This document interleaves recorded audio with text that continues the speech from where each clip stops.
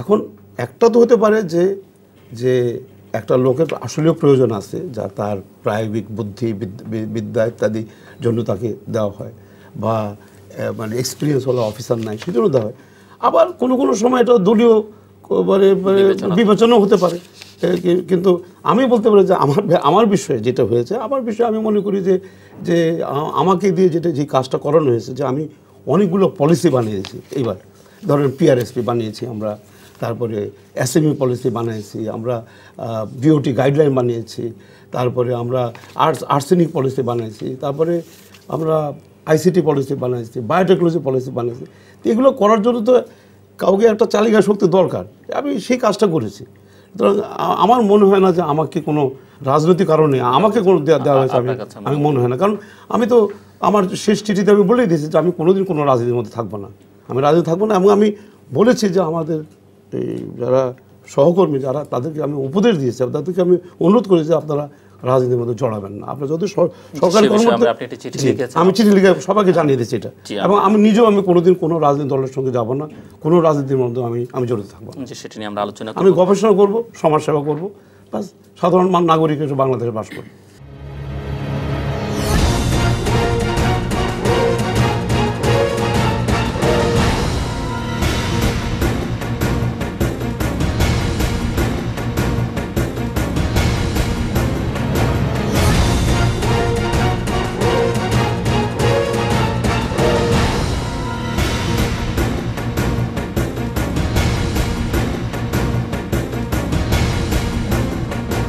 বাংলাদেশে আর বাংলাদেশের বাইরে পৃথিবীর বিভিন্ন প্রান্তে যে যেখান থেকে চ্যানেলে দেখছেন, আপনাদের সকলকে সাদর আমন্ত্রণ তৃতীয় মাত্রা দেখবার জন্য, সাম্প্রতিক নানা বিষয় নিয়ে আলোচনার জন্য। আমার সঙ্গে স্টুডিওতে রয়েছেন, আমার বায়ে বসা আছেন বাংলাদেশ জাতীয়তাবাদী দল বিএনপি দলীয় সাবেক সংসদ সদস্য এবং বিএনপি কেন্দ্রীয় নির্বাহী কমিটির কোষাধ্যক্ষ এম রশিদুজ্জামান মিল্লাত, এবং আমার ডানে রয়েছেন বাংলাদেশের কমিউনিস্ট পার্টি সিপিবির কেন্দ্রীয় কমিটির সদস্য ডক্টর সাজেদুল হক রুবেল। স্বাগত আপনাদের দুজনকে তৃতীয় মাত্রায়। বিএনপি তার 237 জনের প্রার্থিতা ঘোষণার মধ্য দিয়ে একটা নির্বাচনী আবহ তৈরি করেছে, যেখানে নির্বাচনটা হবে কি না সেটা নিয়ে অনেকের মধ্যে সংশয় ছিল, সেটা কিছুটা ডিফিউজ করতে পেরেছে এই মনোনয়ন ঘোষণার মধ্য দিয়ে। যদি অনেকের মধ্যে সেই সংশয় এখনও আছে, কিন্তু গতকাল কি বিএনপির চট্টগ্রাম 8 আসনের প্রার্থী এম এরশাদুল্লাহর ওপর গুলি বর্ষণ করা হয়েছে, তিনি সহ 3 জন গুলিবিদ্ধ হয়েছেন। জাস্ট শুরুমাত্র এটা কি বার্তা দিচ্ছে মিস্টার এম রশিদুজ্জামান মিল্লাত? ধন্যবাদ জিলু ভাই। এবং যেহেতু আমাদের নির্বাচন খুবই সামনে আর কি, আমার এলাকার দেওয়ানগঞ্জ বকশীগঞ্জের সকল আমাদের যারা আছেন দেওয়ানগঞ্জবাসী বকশীগঞ্জবাসী সবাইকে ধন্যবাদ জানাই। আজকে আমাকে তৃতীয় মাত্রায় দেখছেন, আর তৃতীয় মাত্রায় আসা খুব কম হবে হয়তোবা, সেই জন্য আমি আপনার সুবাদে একটু ধন্যবাদ দিলাম ওনাদেরকে, দ্বিতীয় এলাকায় আসছি। সঙ্গে আমার সহ আলোচক রুবেল ভাই, অনেক ভালো মানুষ, ওনার যে চেয়ারম্যান ছিলেন তার সঙ্গে আমার অনেক ভালো সম্পর্ক ছিল এবং তিনি আমাদের আত্মীয় হন। তো আজকে আপনার প্রশ্ন যেটা, যে প্রথমে তো আপনার এই তৃতীয় মাত্রায় আপনার কনক্লুশনগুলি বিশেষ করে আমি দেখি আর কি, সেই কনক্লুশনে আপনার সবগুলোতেই আপনি খুব শঙ্কিত ছিলেন যে নির্বাচনটি আদৌ হবে কি না। এখনও হয়তো শঙ্কিত আছেন, কিন্তু আমরা শঙ্কিত ছিলেন আরও বিশেষ করে যে নমিনেশন ডিক্লেয়ার করছে না কেন বিএনপি নিশ্চয়ই ইনসাইডের অনেক কিছু জানে, যার জন্য তারা চুপ করে আছে। এই ধরনের মানুষের মধ্যেও ভাষা একটা চিন্তাভাবনা ছিল।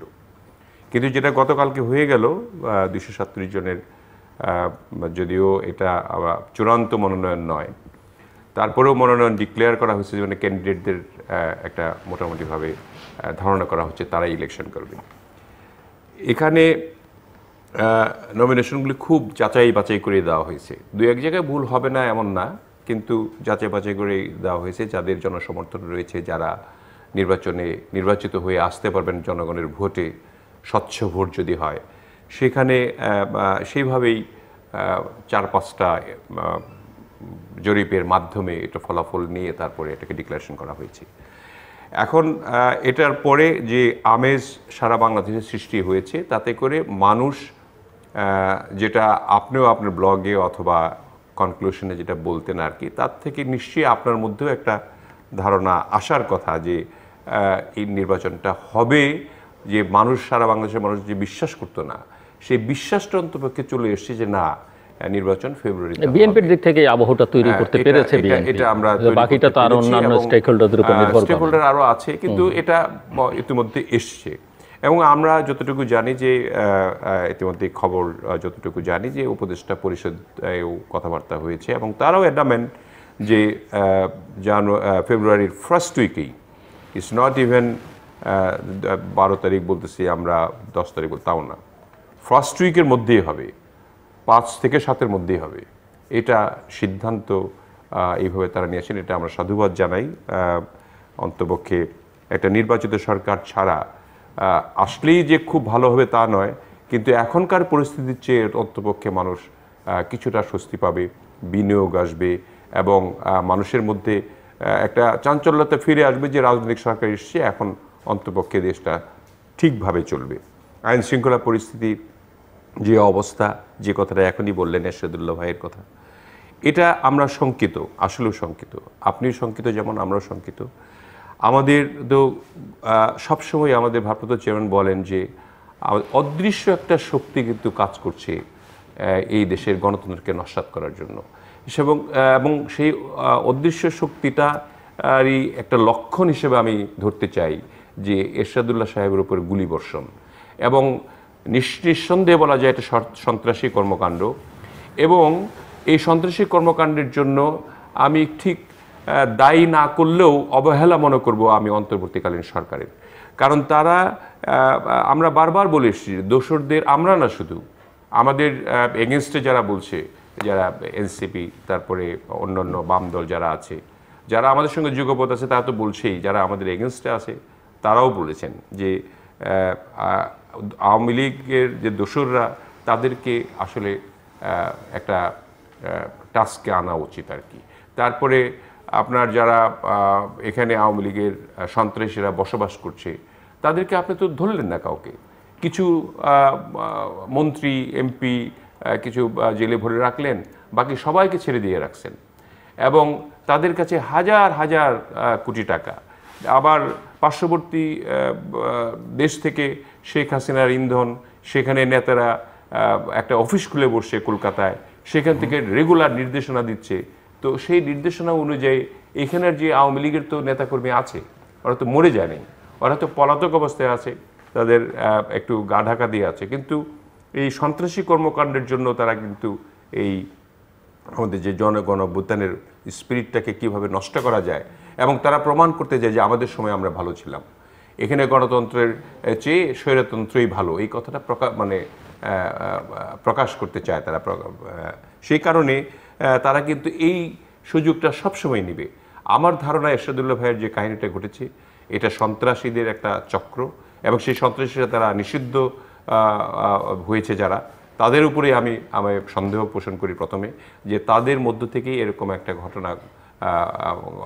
ঘটনা হয়েছে, যাতে করে একটা প্যানিক সৃষ্টি হয়, যাতে করে এই অন্তর্বর্তীকালীন সরকার মনে করে যে আইন শৃঙ্খলা তো ঠিক নাই, অতএব এটা কি করা যায়, আরও যদি কোনো ঘটনা ঘটে, আরও যদি 5টা-10টা ঘটনা এরকম ঘটে, তাহলে তো এই সরকার ভয় পেয়ে যাবে।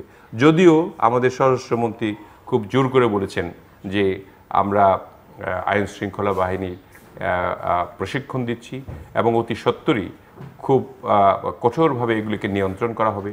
তো কথার ফুলঝুরিতে তো হবে না, রাজনৈতিক যদি মেধা থাকতো তাহলে কিভাবে এটাকে কন্ট্রোল করা যায়, রাজনৈতিক নেতাদের সঙ্গে কথাবার্তা বলে কোথায় কোথায় কী করতে হবে সেগুলি বিবেচনা করে তারা এই বিষয়গুলি দেখতে পারতেন।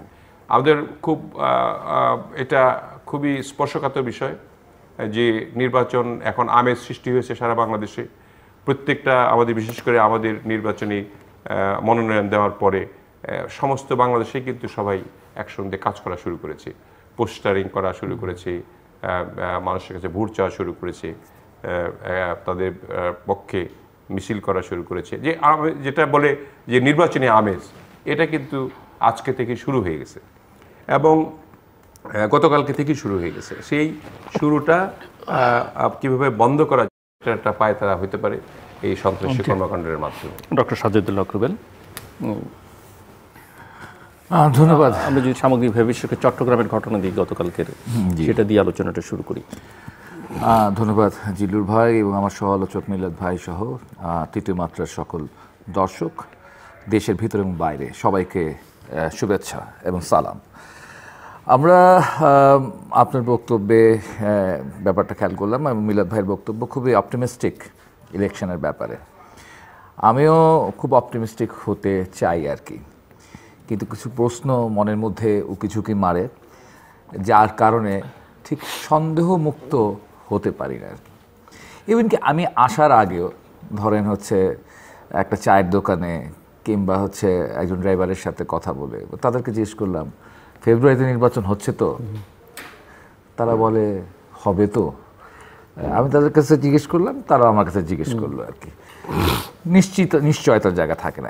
এর মধ্যে গতকালকের যে নিউজটা আর কি, চট্টগ্রাম ৮ আসনে এরশাদুল্লাহ সাহেবের উপর যে হামলা হলো আর কি, যিনি নগর আহ্বায়ক এবং আহ্বায়ক আর কি, এই বিষয়টি কিন্তু আমাদের জন্য একটা অশনি সংকেত। এটা আমার মনে হয় অনেক বড় একটা সিকিউরিটির একটা প্রথম অধ্যায়, একটা প্রথম ঘটনা আর কি। এই প্রথম ঘটনাতে যদি আমরা সবাই মিলে এই ঘটনাটাকে যদি এখানেই আটকানোতে না পারি, তাহলে কিন্তু এরকম কয়েকটি ঘটনা যদি ঘটে যায়, 8টি 10টি ঘটনা যদি ঘটে যায় গোটা বাংলাদেশে, তাহলে কিন্তু যেই প্রকাশ্য শক্তি বলেন বা অদৃশ্য শক্তি বলেন, যারা এই নির্বাচনকে প্রতিহত করতে চায়, যারা চায় যে একটা নির্বাচিত সরকারের কাছে ক্ষমতাটা হস্তান্তর না হোক, বাংলাদেশ একটা গণতান্ত্রিক বাংলাদেশে রূপান্তরিত না হোক, এরকম যে বা যারা চায় তাদের ষড়যন্ত্র কিন্তু সফলতার দিকে অগ্রসর হবে। ফলে এই বিষয়টি সম্পর্কে খুব স্পষ্ট হওয়া দরকার। এটি কি হচ্ছে বিএনপির অভ্যন্তরীণ কোন্দলের কারণে হলো, নাকি এটি হচ্ছে গিয়ে একটা গুপ্ত একটা শক্তির মাধ্যমে হলো, নাকি এটা হচ্ছে দোসরদের ষড়যন্ত্রে হলো? এটা কীভাবে হলো, কেন হলো, কেমনে হলো, এটা জনগণের কাছে স্পষ্ট হওয়া দরকার। আর এই যে স্বরাষ্ট্র উপদেষ্টা যে কথা বললেন মিল্লাত ভাই, আমরা খুব কয়েক মাসের মধ্যেই আমরা একটা জিনিস মোটামুটি বুঝে গিয়েছিলাম যে উনি পারছেন না। এবং আমাদের স্বরাষ্ট্র উপদেষ্টা বা স্বরাষ্ট্রমন্ত্রীদের কিছু থাকে, তারা খুব মজা করেন জাতির সাথে আর কি, নানান সময় নানান কথা বলেন আর কি, সেগুলো কথা নাই বললাম আর কি, নানান রকম প্রভাব উচ্চারণ করেন আর কি, সেটা ফলে মানুষের মুখে মুখে ঘুরে বেড়ায়। এই স্বরাষ্ট্র উপদেষ্টা হচ্ছে সেই ধরনের কৌতুক, সেই ধরনের হাস্যরসের জন্ম ইতিমধ্যে দিয়ে ফেলেছেন আর কি। ফলে তার অভয় দিয়ে আসলে বিষয়টাকে পরিষ্কার করা সম্ভব নয়। তো এক্ষেত্রে হচ্ছে বিষয়টা আমাদেরকে একটু দেখার বিষয় রয়েছে। আপাতত হচ্ছে এই, তবে একটা ব্যাপার একটু আমাদেরকে দেখতে হবে আর কি, যে ইলেকশন নিয়ে যে হচ্ছে যে এখন বিএনপি একটা পজিটিভ ভাইব্রেশন তৈরি করতে পেরেছে। গত দুদিন আগে যখন হচ্ছে তারা 237টি আসন তারা ঘোষণা করলেন, এবং দীর্ঘদিন তো তারা ক্ষমতায় ছিল না, ফলে অনেকেই মাননীয় প্রত্যাশী হবে, এবং এখানে অনেকেই হচ্ছে নানাভাবে নিপীড়িত হয়েছে, নির্যাতিত হয়েছে একটা দীর্ঘ সময় ধরে। ফলে অনেকেরই একটা স্বপ্নের জায়গা তৈরি হয় আর কি, যে তারা তো তাদের প্রিয় দলের মনোনয়ন পাবে। মনোনয়নটা পায়নি অনেকেই, হ্যাঁ, মনোনয়ন ধরেন 3 ভাগের 1 ভাগ লোক পায়, 3 ভাগের 2 ভাগ একটা আসনে, বা 5 জনের 4 জন পায় না। এই 4 জনের মধ্যে ক্ষোভ থাকে, বিক্ষোভ থাকে। আমরা একটু গভীরভাবে দেখছিলাম যে হ্যাঁ, কোথাও কোথাও অবরোধ হয়েছে, কোথাও কোথাও একটু হালকা ভাঙচুর হয়েছে, কোথাও মিছিল হয়েছে, কিছুটা হয়েছে। তারপরও হচ্ছে আমাদেরকে মনে হচ্ছিল এরশাদুল্লাহ সাহেবের এই ঘটনা ঘটবার আগ পর্যন্ত যে বিএনপি মোটামুটি সফলভাবেই হচ্ছে তার এই বিষয়গুলোকে নিয়ন্ত্রণ করতে পেরেছে। বিশেষ করে আমি আমার যে ঢাকার মিরপুর কাফরুলের ঢাকা 15 আসনে, যেখানে আমি নির্বাচন করব কমিউনিস্ট পার্টির পক্ষ থেকে কাস্তে মার্কা নিয়ে, সেখানে আমি দেখেছি যে সেখানেও 2টি পক্ষ ছিল বিএনপি থেকে। একটি পক্ষ দেখলাম যে তাদের রিয়াকশনটা পজিটিভ, তারা খুব প্রথম আমি মনে হয়েছিল যে এটাকে নিয়ে তো এখানেই একটা রক্তপাতের সূচনা হবে ঢাকা 15 আসনে, কিন্তু আমি দেখলাম তা না, এখানে 2 পক্ষই খুব জোরে সোরে নেমেছিল, কিন্তু একটি পক্ষ একটা বেশ ঐক্যবদ্ধ জায়গায় যাওয়ার চেষ্টা করেছে। এবং আমি ভেবেছিলাম যে গোটা বাংলাদেশের চিত্রটাই সেরকমটা হবে আর কি, কিন্তু সেরকমটা না হয়ে এই যে রক্তপাতের ঘটনা, এটি খুব ভয়ঙ্কর ঘটনা। এবং এই নির্বাচন না হওয়ার ক্ষেত্রে হচ্ছে এই ধরনের ঘটনাগুলো, আমি আবারও রিপিট করছি, এই ধরনের ঘটনাগুলো কিন্তু অন্যতম কাল হয়ে যাবে আর কি। জি, মিস্টার রশিদুজ্জামান মিল্লাত, আপনি শুনছিলেন এবং আপনি নিজে অনেকবার নির্বাচন করেছেন, বিজয়ী হয়েছেন। তো একটা নির্বাচন করবার জন্য যে ধরনের কন্ডিশনগুলো থাকা দরকার, নির্বাচন তো প্রয়োজনীয় বিষয়ে কারো কোনো সন্দেহ নেই, পারলে কালকে হলে আরও ভালো, কিন্তু সেটা কি সরকার নিশ্চিত করতে পারছে কিনা? এই যে অনেক রকমের কথাবার্তা, পুরনো ডিসি সব পাল্টে ফেলতে হবে, কিন্তু নতুন ডিসি খুঁজে পাওয়া যাচ্ছে না, তারপরে নির্বাচনে যারা প্রশাসনিক কাজ করবে সেরকম লোকজন নতুন কোত্থেকে সেট তৈরি হবে, কবে তৈরি হবে কেউ জানে না, পুলিশ এখনও আসলে কতখানি প্রস্তুত সেটাও নিশ্চিত নয়। যদি আপনি বলেছেন যে স্বরাষ্ট্রমন্ত্রী, স্বরাষ্ট্র উপদেষ্টা আশ্বস্ত করবার চেষ্টা করছেন, কিন্তু এই কন্ডিশনগুলো যদি পূরণ না হয় এবং এরকম ঘটনা যদি ঘটতে থাকে কয়েকটা, তাহলে নির্বাচনটা আসলে শেষ পর্যন্ত কোথায় গিয়ে দাঁড়াবে? না, ঠিকই বলেছেন, কিন্তু এই ব্যাপারে স্বরাষ্ট্র মন্ত্রণালয়কে আরও দূরদর্শী সম্পন্ন হতে হবে, যে যাতে করে আওয়ামী লীগের দোসর বা অন্য কোনো অদৃশ্য শক্তি এটাকে বানচাল করার জন্য। আবার সব কিছুর মধ্যে যদি আওয়ামী লীগ খুঁজতে যান, মানে আমি এটা জাস্ট একাডেমিক প্রশ্ন তুলছি, তাহলে দেখা যাবে যে অন্য শক্তি, যেটা উনি গুপ্ত শক্তি, অদৃশ্য শক্তি, আমিও বলেছি কে যে করছে কিন্তু আপনি জানেন না, কারণ নানান জনের নানান ইন্টারেস্ট আছে। সেই কথাই বললাম আমি, যে শুধু তাদের আওয়ামী লীগের কথা বলি, এবং রাজনীতিতে এখন আপনাদের নতুন প্রতিপক্ষ দাঁড়িয়েছে, অদৃশ্য শক্তির কথা যেটা বললাম সেটাই আমি মিন করার চেষ্টা করেছি আর কি। তো এই ব্যাপারে আমাদের ধরেন একটা চিন্তা তো আছেই আর কি, আমাদেরকেও এরকমভাবে সংঘবদ্ধভাবে একত্রিত হয়ে যারা মনোনয়ন বঞ্চিত হয়েছেন তাদের সঙ্গে মিলিত হয়ে একসঙ্গে কাজ করার জন্য যদি আমরা প্রচেষ্ট হই, এবং তাহলে আমি মনে করি যে এগুলি সামাল দেওয়া সম্ভব হবে, যদি স্বরাষ্ট্রমন্ত্রীর কথা যদি ঠিক থেকে থাকে যে তারা ইতিমধ্যেই আপনার প্রায় কয়েক হাজার এএসআই, তারপরে 1000 এএসপি এরকম তারা খুব ট্রেনিং করাচ্ছেন শুধুমাত্র নির্বাচনের জন্য। এবং দেখেন আনসার ভিডিপি ট্রেনিংটা শুরু হয়ে গেছে, নির্বাচনটা পরিচালনা কীভাবে করবে। 17 বছর তো কোনো নির্বাচন ছিল না, কাজে নির্বাচনটা কীভাবে স্বচ্ছ করা যায় এভাবে চিন্তা করছে। আবার সশস্ত্র বাহিনী থেকে তারা 1 লক্ষ ফোর্স দিতে চেয়েছে নির্বাচনী চলাকালীন অবস্থায়, বা তার 7 দিন আগের থেকে তারা হয়তো ডিপ্লয় করবে। তো এগুলি নিয়ে যদি সুন্দর সুশৃঙ্খলভাবে তারা ব্যবস্থাটা গ্রহণ করতে পারে, এবং ডিসিএসপির কথা যেটা বললেন যে হ্যাঁ 17 বছরে তো ডিসিএসপি এগুলি তো মানে রিক্রুট হয়েছে আওয়ামী লীগের আমলে, তাদেরকে তো বাদ দিতে পারবেন না, তাদেরকে তাদের হঠাৎ করে নতুন একজনকে ডিসিএসপি বানাতেও পারবেন না, তো বানাতেও পারবেন না, তাদেরকে দিয়েই করাতে হবে। তাদের প্রতি আমাদের আবেদনটা থাকা উচিত এইভাবে, একটা যা করেছেন বিগত দিনে হয়তো অর্ডারের ভিত্তিতে করেছেন, এখন সরকারি আমলা হিসাবে, সরকারি কর্মকর্তা হিসাবে আপনাদেরকে সুষ্ঠু একটা নির্বাচন করার জন্য আপনাদের যা যা করা দরকার, যেখানে কোনো রকমের রিগিং হবে না এবং একটা ইনক্লুসিভ ইলেকশন হয়, এরকম একটা চেষ্টার জন্য আপনার একটা মোটিভেশনাল একটা প্রোগ্রাম তাদের দেওয়া উচিত আর কি। দেওয়া উচিত এই জন্য যে তারাও তো এই দেশেরই নাগরিক, এই দেশটা যদি নির্বাচন না হয় যে অবস্থায় চলে যাবে, তাতে করে তাদের যে ছেলে মেয়ে পরিবার তারা এই দেশে কিভাবে থাকবে, এই যদি নির্বাচনটা কোনো কারণে না হয়, আপনি চিন্তা করেন ভবিষ্যৎটা কি। আপনার কোনো কারণে নির্বাচনটা বন্ধ হয়ে গেল, এখন তো আগে তো ছিল ঠিক আছে নির্বাচন হবে কি হবে না এরকম চিন্তা ভাবনা ছিল, এখন তো প্রত্যেকটি মানুষের মধ্যে নির্বাচনের আবহাওয়া চলে গেছে। তারপরে নির্বাচনটা বন্ধ করার যদি যে কোনো কারণে চক্রান্ত থাকে, তখন তো দেশে আপনার গৃহযুদ্ধ লেগে যাবে, মানুষ কেন হলো না, এই সরকারেরও অবস্থা খারাপ হয়ে যাবে, আমাদের সকল স্টেক হোল্ডারদের ইনক্লুডিং ইন্টারিম গভর্নমেন্ট তারা কিন্তু বিরাট বিপদে পড়ে যাবে এবং দেশটাই পুরো বিপদে পড়ে যাবে।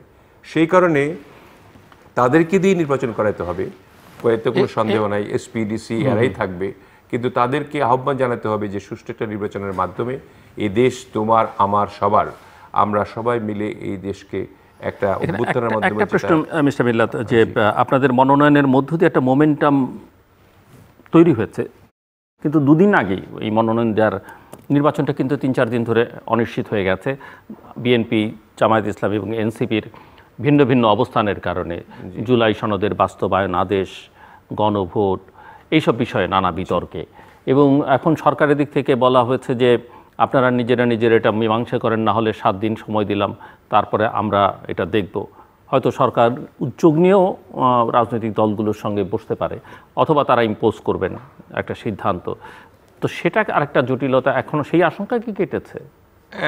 আমরা জানি না। এটা 3টা প্রশ্ন করেছেন আপনি। একটা হলো গণভোট নিয়ে আর কি, গণভোট নিয়ে যেটা চিল্লাচিল্লি করা হলো, সেটাকে ইলেকশন বানচালের একটা প্রক্রিয়া ছিল আর কি। এটা স্বাধীন মালিক সাহেব খুব সুন্দরভাবে বর্ণনা দিয়েছেন, যিনি সংবিধান বিশেষজ্ঞ। তিনি কিন্তু বলেছেন এর কোনো আইনি ভিত্তি নাই যে গণভোট আপনি এখন দিতে পারবেন আর কি, কোনো অধ্যাদেশের মাধ্যমেও দিতে পারবেন না, কারণ এটা আপনার সংবিধানেই নাই। যে সংবিধানের আন্ডারে এই সরকারটি পরিচালিত হচ্ছে, দেশটি পরিচালিত হচ্ছে, যেভাবেই হোক না, প্র্যাকটিক্যালি প্রধান উপদেষ্টা বা প্রধানমন্ত্রী কোনো অধ্যাদেশ জারিও করতে পারেন না, এটা রাষ্ট্রপতি পারেন, এটা রাষ্ট্রপতি করতে পারেন। অতএব এই অধ্যাদেশ জারি করতে পারবেন না, সেটা ক্লিয়ার হয়ে গেছে এবং সরকার হয়তো বুঝতে পেরেছেন। সেক্ষেত্রে সেই আমার মনে হয় গণভোট নিয়ে আর কথাবার্তা হবে না। তো গণভোটের একটা মানে যেহেতু একটা গণ অভ্যুত্থানের পরে এত বড় একটা ঘটনা ঘটে গেছে, এই সরকারের সঙ্গে রাজনৈতিক দলগুলি একসঙ্গে মিলেমিশেই আসলে সিদ্ধান্তগুলি গ্রহণ করতে হবে। সেই জন্য হয়তো সরকার বলেছে যে আপনারা 7 দিনের মধ্যে বসে আলোচনা করেন। ইতিমধ্যেই আমাদের দল থেকে আমাদের যুগপৎ আন্দোলনের সঙ্গে যারা ছিলেন তাদের সঙ্গে আলোচনা কিছুটা হয়েছে, এবং আবার গতকালকে বা পরশুদিন জামাত থেকেও বলেছে যে আমরাও বসতে রাজি আছি। এনসিপি যদি রাজি হয়ে যায় তাহলে তো মোটামুটিভাবে একসঙ্গে বসে একটা আইডিয়া সরকারে দেওয়া যাবে। এবং আমার মনে হয় যে সরকারের একটা শুভবুদ্ধির উদয় হয়েছে অনেক দিন পরে, যে রাজনৈতিক সরকারের সহায়তা তারা ছিলেন। এই চাওয়াটা যদি প্রথম থেকেই চাওয়া হতো তাহলে এতদিন হয়তো নির্বাচন করতে লাগতো না, এবং এত হট্টগোল, এত প্যাচ মোচড় এগুলা হয়তো আপনার থাকতো না। এখানে আরেকটা বিষয়, যে একসময় যদিও প্রধান উপদেষ্টা বলেছিলেন যে আইন শৃঙ্খলা রক্ষাকারী বাহিনী বা পুলিশ প্রস্তুত না, কীভাবে নির্বাচন হবে, ব্যালট বাক্স ছিনতাই হয়ে যাবে, কয়েক মাস আগের কথা। এরপরে তিনি বলছেন যে উৎসব মুখর পরিবেশে নির্বাচন হবে। এখন আবার তিনিই বলছেন যে যে কোনো সময় বড় আঘাত আসতে পারে, যে কোনো সময় যে কোনো দুর্ঘটনা ঘটতে পারে, কাজেই নির্বাচন একটা বড় চ্যালেঞ্জ। এবং জামায়াত ইসলামী কিন্তু কয়েক দফায় বলেছে যে এই পরিস্থিতিতে আইন শৃঙ্খলার যে অবস্থা, তাতে করে নির্বাচন সম্ভব নয়। গতকালও তারা বলেছেন এরকম কথা। জামাতের কথাটা আমি জামাত যেটা বলেছে সেটা হলো তারা ইলেকশন যত পিছানো যায় তত তাদের জন্য ভালো। তারা এই সরকারের ধরেন সব কিছুই তারা এনজয় করছে, তাদের সরকার মনে করছে আর কি। কারণ তাদের পোস্টিং, তাদের লোকজন, তাদের বাণিজ্য, তাদের টেন্ডারিং, তাদের লোকজন কোথাও বসানো, একটা ভিত্তি তারা যতদিন যাবে ততদিন ধরে তারা এই ভিত্তিগুলি শক্ত করতে পারবে। সেই কারণে জামাত এই কথা বলতে পারে আর কি। জামাত তো প্রতিদ্বন্দ্বী। আবার জামাত দেখেন এর আগে 300 আসনে তারা প্রার্থী দিয়েছে, কিন্তু অনেক আগে, মানে 6 মাস 7 মাস আগে তারা প্রার্থী দিয়েছে। তারা দুটো জিনিস জানে, তারা জানে এটা যে এটা ইটস এ বার্গেনিং, যে কতদিন থাকা যায়, লিঙ্গার করা যায়, এটার জন্য বার্গেনিং করার জন্য তারা এই চেষ্টাটা করতেছে। যে মানে এদিকে আবার প্রস্তুতিও আছে, জানে যে এগুলি টিকবে না, এবং সংবিধানের সঙ্গে সাংঘর্ষিক বিষয়গুলি নিয়ে আমরা আলোচনা করছি। তো সেই কারণে জামাতের ব্যাপারটা আমি বলবো যে এটা নেহায়াতি একটা দ্বিচারিতা বলবো আর কি। তারা একলা ইলেকশন করলে নর্মালি তো 3টা আসন পেত, ধরেন তাদের 3 থেকে 4% অ্যাকচুয়াল ভোট ছিল, সেটা যদি এই প্রেক্ষাপটের কারণে যদি বেড়ে যায় তা ডাবল হবে, 8% হবে। আচ্ছা ধরেন আপনি বোনাস দিতে পারেন, অনেকে আমাদের বিএনপির প্রতি বা অনেকের প্রতি যদি কিছু লোকে অনীহা থেকে এসে থাকে, তাহলে না হয় 8 দুগুণে 16% হবে। 100% মধ্যে 16% ভোট নিয়ে আপনি কয়টি আসন পেতে পারেন? যার জন্য তারা এই বিষয়গুলি করতে চেয়েছে।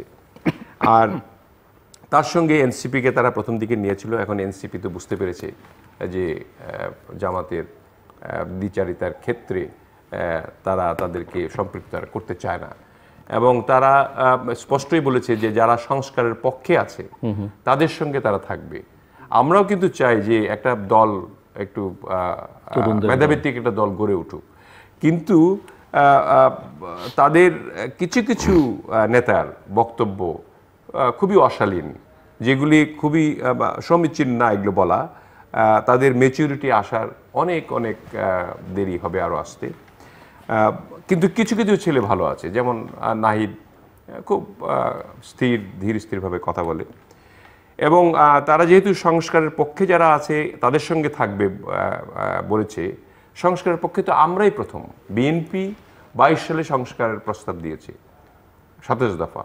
তারপরে সেটা যখন আমাদের যুগপৎ আন্দোলনের সঙ্গে আমরা একত্রিত হলাম সবাই 29টি দল একসঙ্গে মিলে, তখন সবাই মিলে এই দফাকে বাড়ানো হলো 31 দফায়, এবং 31 দফা করা হলো এমনভাবে যাতে করে এই দেশে প্রথমেই গণতন্ত্র পুনঃপ্রতিষ্ঠা হয়, আমাদের ইলেকশনটা ফেয়ার হওয়ার জন্য তত্ত্বাবধায়ক সরকারটা আসে, আমাদের তৃণমূল পর্যায় থেকে কৃষক শ্রমিকের ন্যায্য হিস্সাটা তারা যাতে পায়, স্বাস্থ্যসেবার উন্নতি যাতে হয়, শিক্ষার মানটা যেভাবে পড়ে গিয়েছিল তার থেকে যাতে আমরা উদ্ধার পাই, কারিকুলাম চেঞ্জ করে হলেও টেকনিক্যাল শিক্ষা থেকে আরম্ভ করে সকল শিক্ষা দিয়ে আমরা দেশটাকে যদি বাঁচাই, এই ধরনের কিন্তু আমাদের 31 দফা সব কিছু আছে। এগুলি নিয়ে আমরা কাজ করছিলাম। কাজে আমরা সংস্কারের পক্ষে, সংস্কারের বিপক্ষে নেই।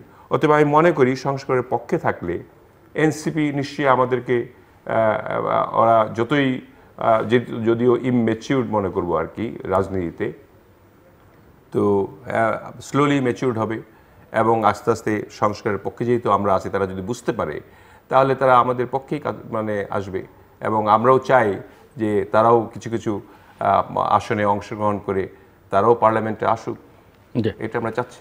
ডক্টর রুবেল। ধন্যবাদ। মিলাদ ভাইকে একটা কথা একটু মনে করিয়ে দিতে চাই আর কি। মিলাদ ভাইরা জানেন, বোঝেন বিষয়টি। নাহিদরা যে সংস্কার চায়, নাহিদরা যেই ধরনের সংস্কার চায়, যে দ্বিতীয় রিপাবলিকের সংস্কার চায়, মুক্তিযোদ্ধা জিয়াউর রহমানের হাতে গড়া বিএনপি সেই সংস্কার কিন্তু চায় না। বিএনপি একটা সংস্কার চায়, একটা গণতান্ত্রিক বাংলাদেশকে রূপান্তর করতে চায়। মুক্তিযুদ্ধের যে স্বপ্ন 54 বছর ধরে ঠক্কর খাচ্ছে, সেই মুক্তিযুদ্ধের স্বপ্ন বাস্তবায়নের মাধ্যমে আমরা শহীদদের সেই রক্ত স্বাদ বাস্তবায়নের মাধ্যমে একটা গণতান্ত্রিক বাংলাদেশ চাই। সেই কারণে বিএনপি তার দৃষ্টিভঙ্গি অনুযায়ী সেই 32 দফার সংস্কার চায়। আর এরা যে ধরনের সংস্কারের পক্ষে থাকবে কথা বলতেছে তার সাথে খুব বেশি অ্যালাইনড হয় জামাত ইসলামের সাথে আর কি। তো ওরা তো আমার মনে হয় হচ্ছে একসময় এরশাদ এক ধরনের দুদিকেই কথা বলে, এক সময় হচ্ছে এরশাদ সাহেব হচ্ছে বা পার্টি, জাতীয় পার্টি আমাদের একটা কৌতুক মানে দেখাতো আর কি। সকালে বলতো একটা কথা, সন্ধ্যায় বলতো একটা কথা। তো আমি এনসিকে গত এক সপ্তাহের ভিতরে আমি দেখতেছি একবার এদিকে হেলতেছে, একবার ওদিকে হেলতেছে। একবার মনে হচ্ছে যে জামাত আর এনসিপি এক হয়ে গেছে, এক হয়ে গিয়ে বিএনপিকে যে এত বিরাট বড় একটা প্রতারণার মতো ফেলে দিল এই ইন্টারিম গভর্নমেন্ট, ঠিক আছে, এবং তারা খুব হাততালি দিচ্ছে এবং খুবই অশ্লীল বক্তব্য আমি এনসিপি নেতৃবৃন্দের পক্ষ থেকে বলেছি। এখন বলতে পারেন যে ওটা তো একটা ছেলে বলেছে, ওই একটা ছেলে বলেছে দেখে এনসিপির দল হিসাবে কি সেটার প্রতিবাদ করেছে বা তাকে কোনো ভৎসনা করেছে বা সেটা সরি বলেছে যে ওর একটু মাথা গরম, মাথা নষ্ট তাই বলছে না। বিএনপি যেটা মাঝে মধ্যে করে কেউ কিছু বললে সঙ্গে সঙ্গে বলে যে এটা আমাদের দলের বক্তব্য নয়, বিপ্লবী কথাবার্তা বলে বসলে, ঠিক আছে, পরে বলেন যে উনি এটা বলেছেন ওনার পার্সোনাল ব্যাপার। কিন্তু ওরা কিন্তু তা বলে না যে এটা অমুকের পার্সোনাল ব্যাপার, অমুক যে বিএনপিকে এইভাবে অশালীনভাবে গালাগালি করলো এইটা ওর পার্সোনাল ব্যাপার, এটা এনসিপির ব্যাপার না। এই কথাটা জাতির কাছে তারা বলে না। আসলে এটাই তারা ধারণ করে, এটাই তারা বাংলাদেশ সম্পর্কে ধারণ করে, বাংলাদেশের রাজনীতি সম্পর্কে ধারণ করে এবং বাংলাদেশের মুক্তিযুদ্ধ সম্পর্কে তাদের এই ধারণ করে। তাদের সংস্কারটা হচ্ছে টোটাল যে মুক্তিযুদ্ধের যে 72-এর সংবিধান, এই সংবিধানটাকেই তারা বাতিল করে দেবে। এই বাতিল করাটাকেই তারা মনে করে সংস্কার, এবং বাতিলের পক্ষে একনিষ্ঠভাবে একটিমাত্র রাজনৈতিক দলকে মানে সবচেয়ে বেশি পাওয়া যায় এবং সেই দলটারই এজেন্ডা বেসিক্যালি এটা, সেটা হলো জামাত ইসলাম। সেই জামাত ইসলামের এই এজেন্ডাকে বাস্তবায়ন করবার জন্য এই তৈরি হচ্ছে। আর মেধা মানে বয়স কম হলেই তাকে মেধাবী আমি বলবো না আর কি, ঠিক আছে। মেধার যেমন শ্রেণী নাই, মেধার তেমন কিন্তু বয়স নাই। তো আমি কিন্তু খুব নতুন কোনো রাজনীতি, নতুন কোনো বন্দোবস্ত তারা যেটা বলেছিল এবং আমি বিশ্বাস করতে চেয়েছিলাম যে আমরা নতুন রাজনৈতিক বন্দোবস্ত নিয়ে আসবো, নতুন রাজনৈতিক বন্দোবস্ত তো নিয়ে আসেননি। সেই পুরাতন রাজনীতির যে নোংরা কলা কৌশল আছে সেগুলোই তারা হচ্ছে গিয়ে ব্যবহার করছে, ব্যবহার করে বলতে চাচ্ছে যে এটাই নতুন রাজনীতি। তাদের মধ্যে নতুন রাজনীতিও আমি দেখি না, নতুনত্বও দেখি না। এবং এই জায়গাটা আমি মনে করি যে এই মুহূর্তে বাংলাদেশে নির্বাচন পেছাবানোর জন্য আমি একটা কথা বলেছি আমার আগের ধাপে, আগের আলোচনায় জিল্লুর ভাই প্রশ্নের প্রেক্ষাপটে, সেটা বলেছে প্রকাশ্য শক্তি এবং গুপ্ত শক্তি। হ্যাঁ, গুপ্ত শক্তি সেটা আমি দেখতে পাচ্ছি না, আপনি দেখতে পাচ্ছেন না, আমরা দেখতে পাচ্ছি না। অন্ধকারের শক্তিকেও আমরা আইডেন্টিফাই করতে পারছি না বা দায়িত্ব নিয়ে বলতে পারছি না অন্ধকারের শক্তি কারা। কিন্তু প্রকাশ্য শক্তি, তো কথাটা আমি বললাম, প্রকাশ্য শক্তি কারা? প্রকাশ্য শক্তির মধ্যে কিন্তু অন্যতম প্রকাশ্য শক্তি যারা এই নির্বাচনটাকে পারলে না করতেই পারে। তা তো দীর্ঘদিন বলে এসছে এই নির্বাচনের জন্য কি গণঅভ্যুত্থান হয়েছে কিনা, এই ধরনের কথাবার্তাগুলো তারা খুব দায়িত্ব নিয়ে বলেছে। নির্বাচনের বিরুদ্ধে মানুষকে মানে তারা প্রভোকেশন দেওয়ার চেষ্টা করেছে, কিন্তু দেখছে বাংলাদেশের মানুষ নির্বাচন চায়, বাংলাদেশের মানুষ গণতন্ত্র চায়, গণতান্ত্রিক সরকার চায়। ফলে তারা এই জায়গা থেকে আস্তে আস্তে রিট্রিট করেছে এনসিপি। কিন্তু এনসিপি বলে সেই শক্তি, যে শক্তি হচ্ছে গিয়ে বরাবরই তার জন্ম থেকেই সে হচ্ছে যত পারা যায়, পারলে 5 বছর পরে সে নির্বাচন করবে, সে তার দলগুলো গুছিয়ে নেবে। নির্বাচনকে প্রতিহত করবার জন্য আরেকটি প্রকাশ্য শক্তি হচ্ছে জামাত ইসলাম। একবার পিয়ার আপনি দেখেন, এই যে দীর্ঘদিন মাসের পর মাস যে হচ্ছে আলোচনা হলো ঐক্যমত্য কমিশনে, কোথাও তারা নিম্নকক্ষের পিয়ারের কথা উচ্চারণ করেনি, তারা উচ্চারণ শুধু করেছিল উচ্চকক্ষের পিয়ারের পরে। পরবর্তীতে দেখলাম যে ঐক্যমত্য কমিশনের মিটিং যখন মোটামুটি শেষ হয়ে আসলো, তখন তারা তাদের সমমনা কিছু দল নিয়ে তারা হচ্ছে নিম্নকক্ষের পিয়ারের জন্য হচ্ছে তারা একটু প্রোগ্রাম তারা সারা দেশে করলো আর কি, চেষ্টা করলো আর একটা ভাইব তোলার জন্য, যে ভাইবটার মধ্যে দিয়ে যে পিয়ারের পক্ষে একটা গণ অভ্যুত্থানের মতো জোয়ার তৈরি হবে। জোয়ার তৈরি হলে বিএনপি হচ্ছে গিয়ে এক জায়গায় আটকে যাবে, ফেসে যাবে। তখন তারা হচ্ছে সেই 111-এর যে -2, সেই -2 আরেক মাইনাস করে দেবে তারা বিএনপিকে এই 2025-26-এ এসে। এরকম একটা প্রক্রিয়া করবার চেষ্টা করেছে তারা পিয়ার নিয়ে। যখন দেখেছে এটাতে জনগণের কোনো রেসপন্স নাই, তখন তারা সেখান থেকে রিট্রিট করে আবার একটা নতুন কনস্পিরেসির জায়গায় নিয়ে আসলো। সেটা কি হলো?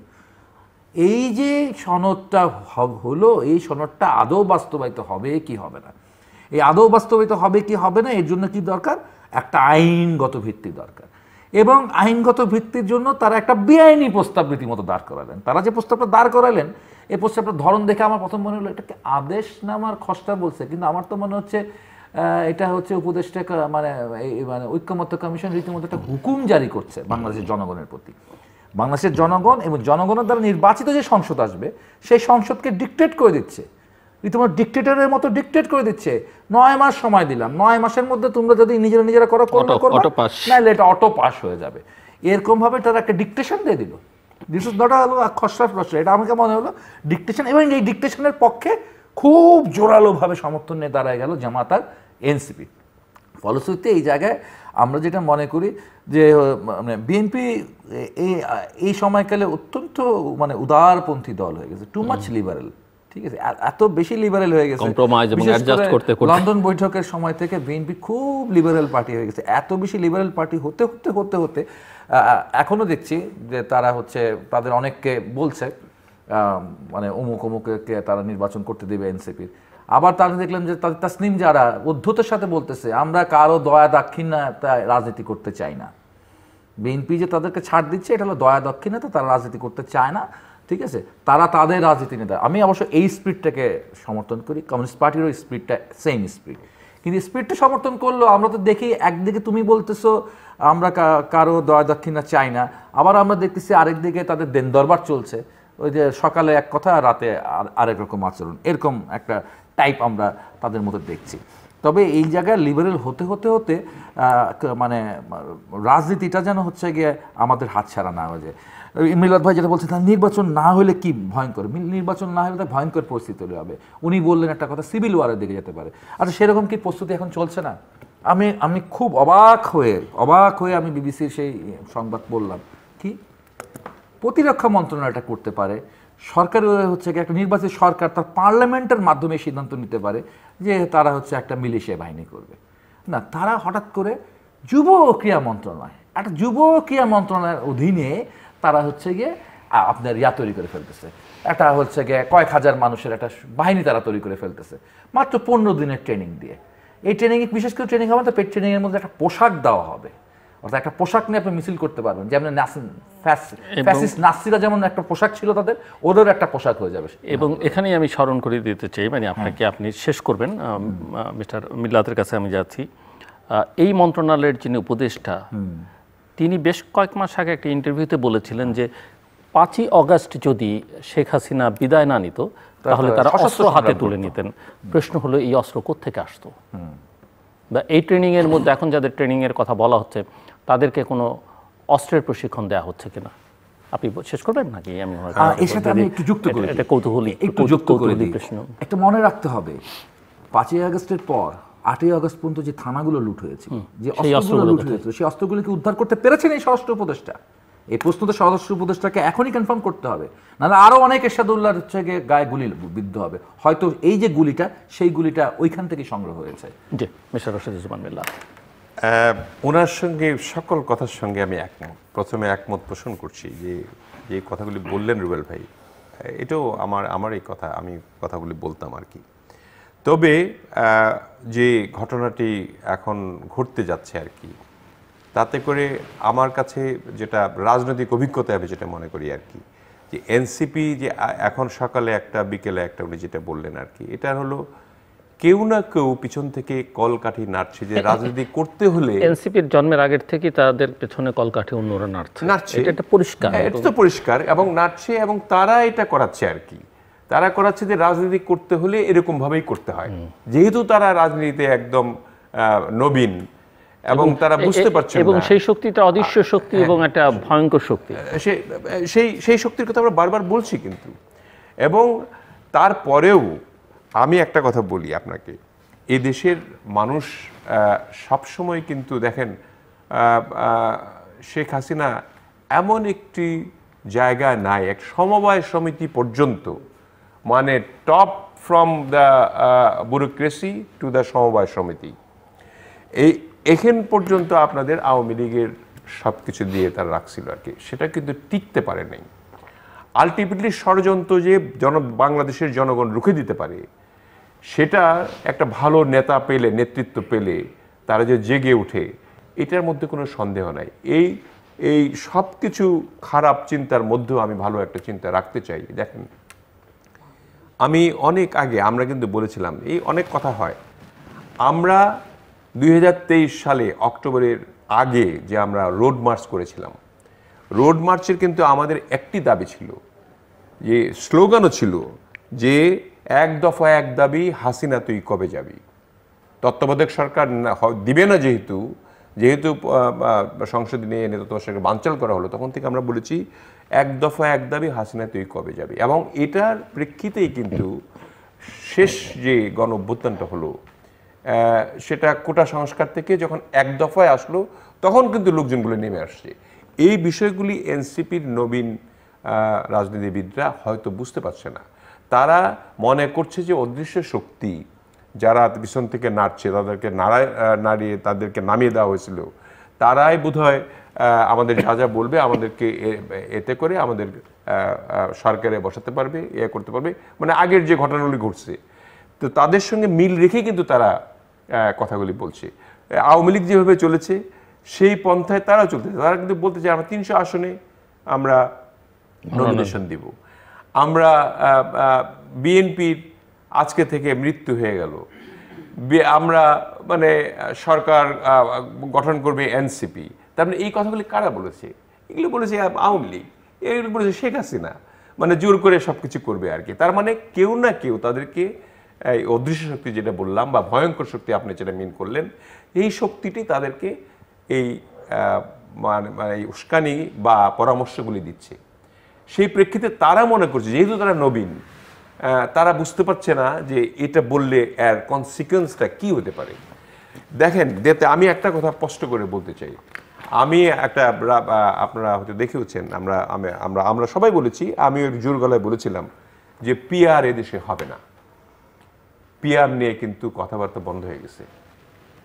পিআর নিয়ে আপনিও কথা বলেছেন, অনেকেই এখানে আলোচনা করেছে আপনার টেবিলেই, যে মানে এটা সন্দেহ ছিল যে পিআর হবে কি হবে না, বা পিআর নিয়েই বোধহয় একটা গন্ডগোল লাগবে। But PR now is a dead case.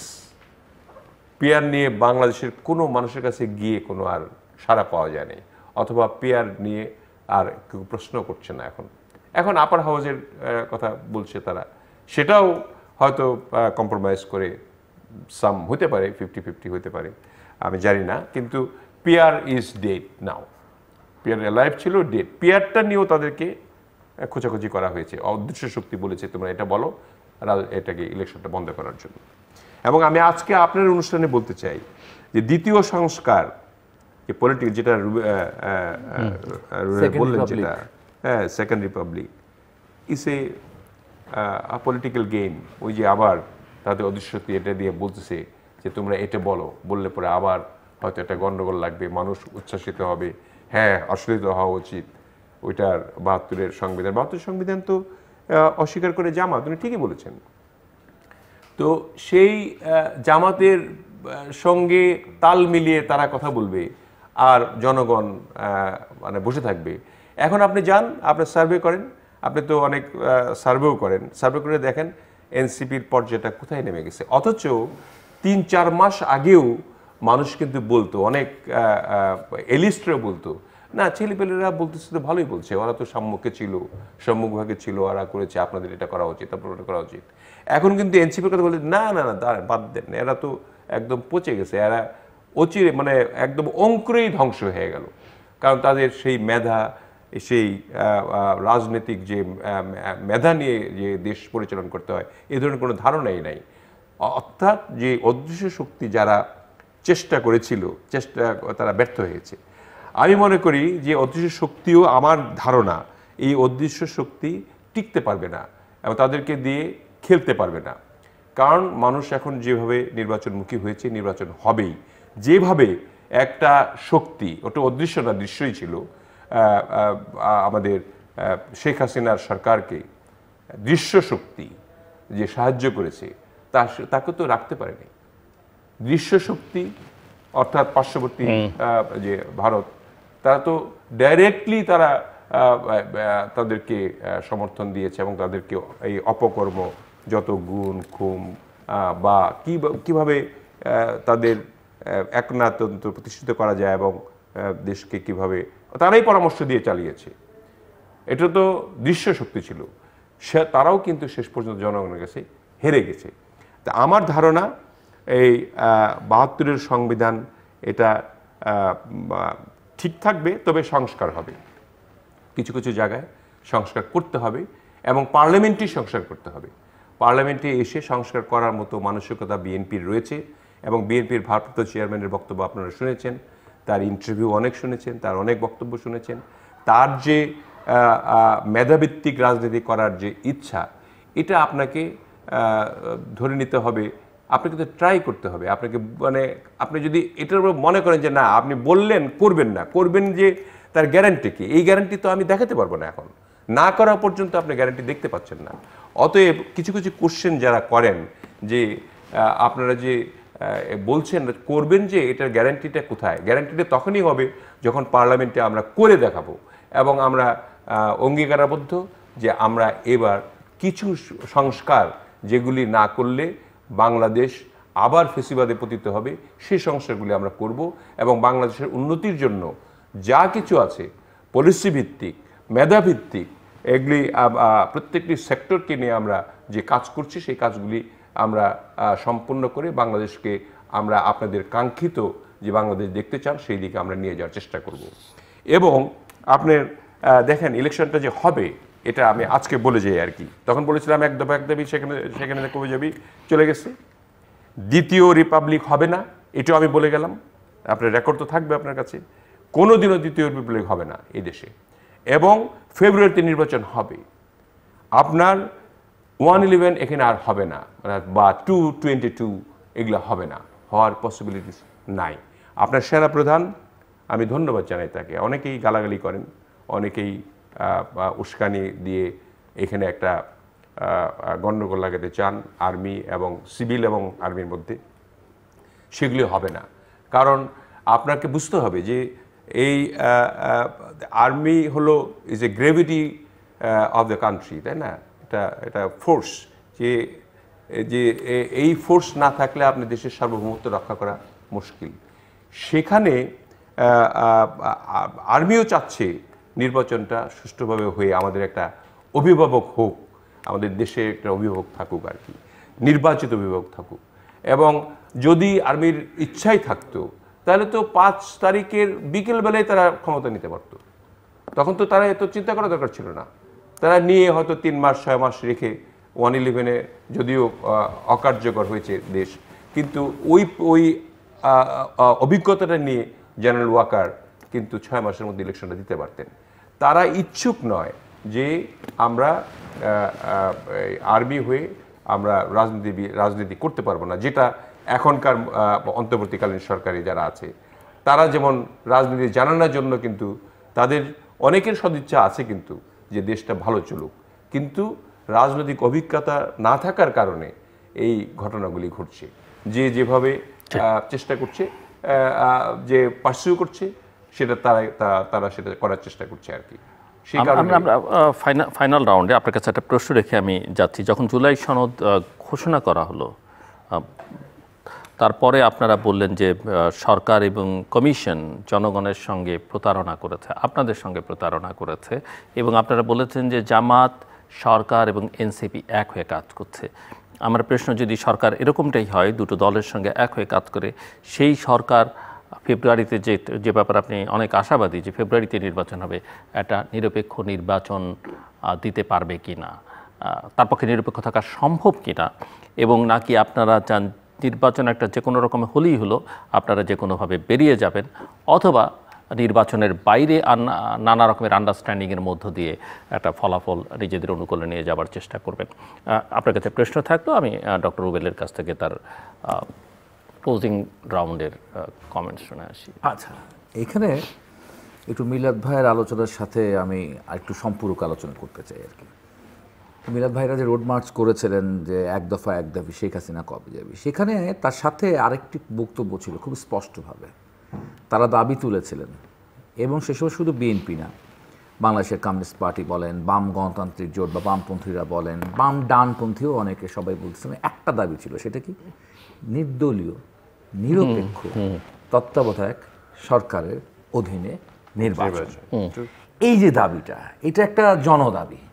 এটা বাংলাদেশের আমার মনে হচ্ছে শুধু হচ্ছে যে মানে এনটি আওয়ামী লীগ যারা ছিলেন তাদের দাবি ছিল, আওয়ামী লীগের একটা বড় অংশ বলছে না, এই ঝামেলার থেকে এড়ায় এই জায়গায় যাওয়া উচিত। এরকম অনেক সমর্থক বা শুভনার্থী ব্যক্তিগতভাবে আলোচনায় আমাদের সাথে বলতেন আর কি। তো এটার একটা বাংলাদেশের 90% মানুষেরই একটা দাবি ছিল আর কি। এই জায়গাটায় আমাদের এই যে বর্তমান অনির্বাচিত এবং ভাবে সাবে অরাজনৈতিক, উনি বলতেছেন ওনারা রাজনীতি জানে না। রাজনীতি জানুক আর না জানুক, ওনারা কিন্তু রাজনীতি করছেন, এবার সেই রাজনীতিকে কিন্তু হচ্ছে শুধু রাজনীতি বলা যাবে না, একটা কুরাজনীতি বা একটা ম্যাল পলিটিক্স তারা করার চেষ্টা করছেন, তারা ফেল করতেছে, জনগণ তাদেরকে রিসিভ করছে না, বা হচ্ছে বিএনপি বা অন্যান্য বামপন্থী বা অন্য রাজনৈতিক দলগুলো তাদেরকে রিসিভ করতেছে না, বা তাদের দ্বারা বায়াস হচ্ছে না। এই বায়াস হচ্ছে না বলে তাদের ম্যাল পলিটিক্সের প্লটগুলো ফেল করতেছে।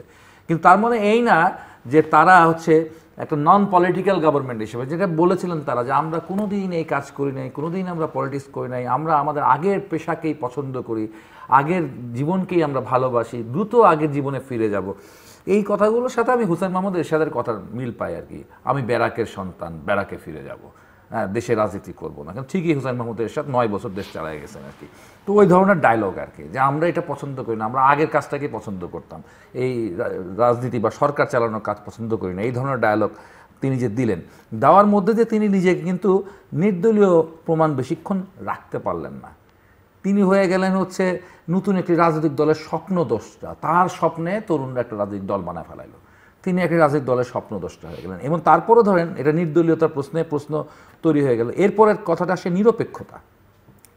এবং আপনি এনসিপিকে যেমন তরুণ পার্টি বলতেছেন, জনগণ কিন্তু এখন তরুণদের পার্টি মনে করছিল প্রথম দিকে, এখন তাকে কিন্তু মনে করে কিংস পার্টি।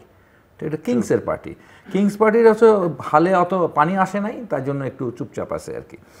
তো আপনার হচ্ছে আরেকটা বিষয় হচ্ছে যে নিরপেক্ষ সরকার, এই সরকারের ভেতরে ধরেন এই যে যুব ক্রিয়া উপদেষ্টার কথা বললাম, তারপর আরও 2-3 জন উপদেষ্টা আছে, তারা তো অহরহ নানাভাবে প্রকাশ করে যে আমরা তফসিল ঘোষণার আগেই পদত্যাগ করে ফেলবো, তফসিল ঘোষণার আগেই পদত্যাগ করব, তারপর আমরা নির্বাচন করব। এবং তফসিল ঘোষণার আগেই দেখবেন, খবর নিয়ে দেখবেন যে তাদের যে নির্বাচনী আসন রয়েছে সেইখানে তারা তাদের মন্ত্রণালয় থেকে কি পরিমাণ টাকা পয়সা বরাদ্দ দিয়ে দিয়েছে। ঠিক আছে, ওই কুমিল্লার 2টি আসন, যে 2টি আসনের বিশেষ বিশেষ লোকরা নির্বাচন করতেছে, সেইখানে দেখবেন যে কত পরিমাণ বরাদ্দ তারা দিয়ে ফেলাইছে। অর্থাৎ যা করার, যা কিছু ঘটনা ঘটার, এদিকে সরকার বলতেছে ডিসি নাই, ডিসি হবে, এই হবে, আওয়ামী লীগের লোকজনই সব ভরে টরে আছে। শুনেন, আমলাতন্ত্র হচ্ছে টাকার মতো, টাকায় যেমন লেখা থাকে চাহিবা মাত্র ইহার বাহককে দিতে বাধ্য থাকিবে, তেমনি বাংলাদেশের আমলাতন্ত্র, আমি বুদ্ধি হওয়ার পর এখন পর্যন্ত যা দেখেছি, সে ছাত্র জীবনে যেই রাজনীতি করে থাকুক, সে যখন আমলা হয়ে যায় তখন সে সরকারের লেজুর ভিত্তি করে, সরকার যেই হোক না, সেই সরকার যেই হোক। একজন মৌলবাদী ছেলেও দেখেছি আমি, হচ্ছে একটা আওয়ামী লীগের হচ্ছে গিয়ে তল্পি বাহক হতে, আবার একজন প্রগতিশীল ছেলেকেও দেখেছি হচ্ছে একটা হচ্ছে যে কোনো প্রতিক্রিয়াশীল সরকারের হচ্ছে লেজুর ভিত্তি করতে। ফলে এই জায়গাটা হচ্ছে আমলাতন্ত্র, এখনকার আমলাতন্ত্র সেভাবে করে চলছে। ওটা মানে অন্য আওয়ামী লীগের ঘাড়ে চাপাই দিয়ে, তমুকের ঘাড়ে চাপাই দেয় না, আপনাদের যে কারবারগুলো দেখতেছি সেটাই ভয়ঙ্কর। ফলে তাদেরকে মাস্ট নির্দলীয়তা প্রমাণ করতে হবে, নিরপেক্ষতা প্রমাণ করতে হবে। কোর্টে কিন্তু এখনো মামলা চলে, রায় হওয়ার কথা ছিল গত সপ্তাহে, সেটা হচ্ছে তত্ত্বাবধায়ক সরকারের যে ঘটনাটা ঘটেছিল পঞ্চদশ সংশোধনীর মাধ্যমে, সেটিও কিন্তু বাতিল হওয়ার জন্য আদালতে আলোচনা চলছে, আদালতের রিভিউ চলছে। সেই রিভিউ কিন্তু যে কোনো সময় এটা প্রকাশিত হতে হবে। ফলে এই জায়গায় আমাদের মনে হয় আমাদের ইউনুসের প্রতি কোনো ফ্যাসিনেশন রাখার সুযোগ নেই, আমাদের ফ্যাসিনেশন রাখতে হবে বাংলাদেশের দ্রুত একটা ডেমোক্রেটিক ট্রান্সফরমেশনের জন্য। সেটার জন্য যদি একটা কেয়ারটেকার গভর্নমেন্ট আসে, সে নির্দলীয় নিরপেক্ষ সরকারে, সেটাকেও কিন্তু হচ্ছে গিয়ে রাজনৈতিক দলগুলো মোকাবেলা করে সেই জায়গায় সেটা সুস্থিরভাবে সেটা করতে হবে। ইউনুস সাহেব থাকলেও থাকতে পারে সেইখানে, কিন্তু তাকে এই নির্দলীয় এবং নিরপেক্ষতা প্রমাণ করেই সেরকম একটা টিম নিয়ে তাকে নির্বাচনকালীন সরকার পরিচালনা করতে হবে। ধন্যবাদ ডক্টর মিস্টার রশিদুজ্জামান মিল্লাত, খুব ছোট করে একমত ওনার সঙ্গে। আমাদের আপনার কাছে প্রশ্ন ছিল জুলাই সনদের প্রতারণা। হ্যাঁ, প্রতারণা, এবং আপনারা বলেছেন যে এই জুলাই সনদটা যেভাবে করা হয়েছিল, মানে যেভাবে আমাদের নোট অফ ডিসেন্ট দেওয়া হয়েছিল, যেগুলিতে আমরা আমরা নোট অফ ডিসেন্ট দিয়েছি, এবং 17 তারিখে যেভাবে সাইন করা হলো, সেই পেপারগুলিকে ঠিক যে সাইন পেপারগুলি ছিল, সেই লেখাগুলি ছিল, সেগুলিতে তারা ঐক্যমত্য কমিশনের চেয়ারম্যান বলেন, ভাইস চেয়ারম্যান বলেন, যিনি, তারা দুইজনে মিলি ভাইস চেয়ারম্যানই তৈরি করে দেন, চেয়ারম্যান তো সাইন করেন আর কি। তো যেটা তৈরি করা হয়েছে সেখানে আমাদের ওই কথাগুলি ছিল না, যার জন্য প্রতারণার কথাটা এসছে আর কি। এটা আলটিমেটলি প্রতারণাই বলা চলে আর কি।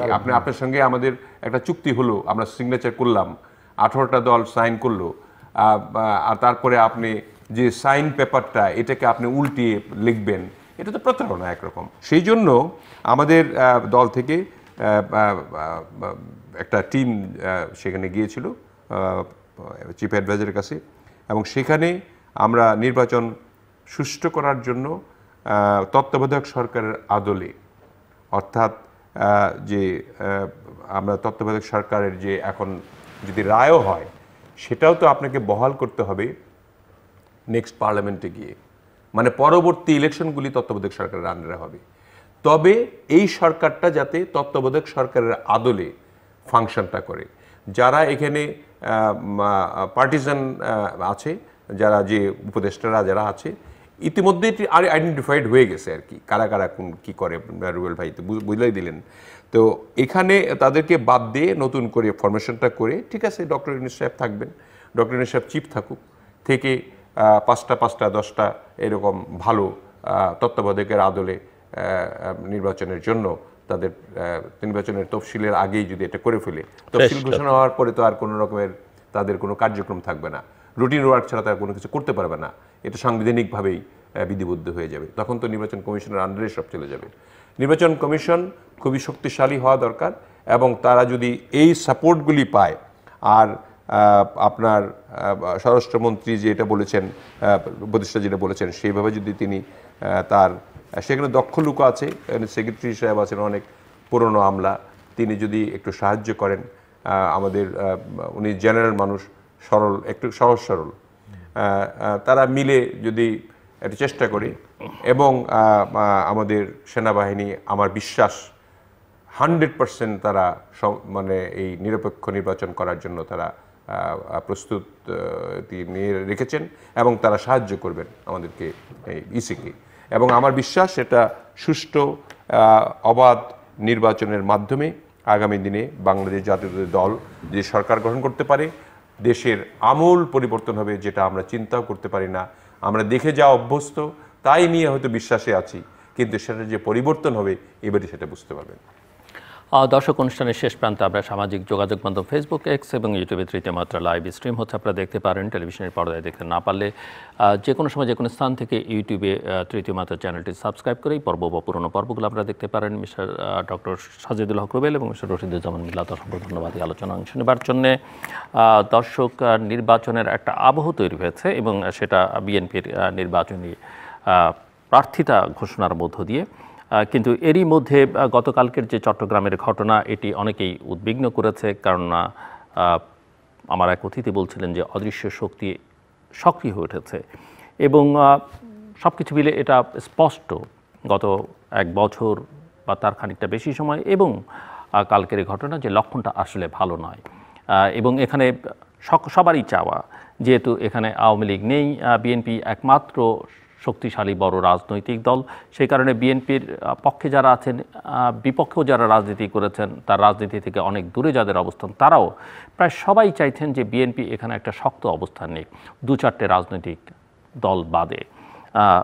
এবং বিএনপির কাছে সবার আবেদন যে তারা এমন কোনো কম্প্রোমাইজ, এমন কোনো ঔদার্য যেন না দেখায়, যেটা দেখাতে দেখাতে তারা অনেক কম্প্রোমাইজ ইতিমধ্যে করে ফেলেছে। রাজনীতিটা যেন শেষ পর্যন্ত তাদের হাতছাড়া না হয়ে যায়, এবং সেটা যদি হয়ে যায় সেটা দেশের জন্য দুর্ভাগ্যজনক হবে এবং রাজনীতির জন্য। এমনকি যারা বিএনপিকে পছন্দ করেন না, ভিন্ন ধরনের রাজনীতি করেন, যারা বামপন্থা রাজনীতি করেন, তারাও এটা মনে করেন যে দলটা যেহেতু বড়, তার দায়িত্ব অনেক বেশি দেশটাকে রক্ষা করবার। আমাদের সঙ্গে থাকবার জন্য অসংখ্য ধন্যবাদ, সবার জন্য শুভকামনা।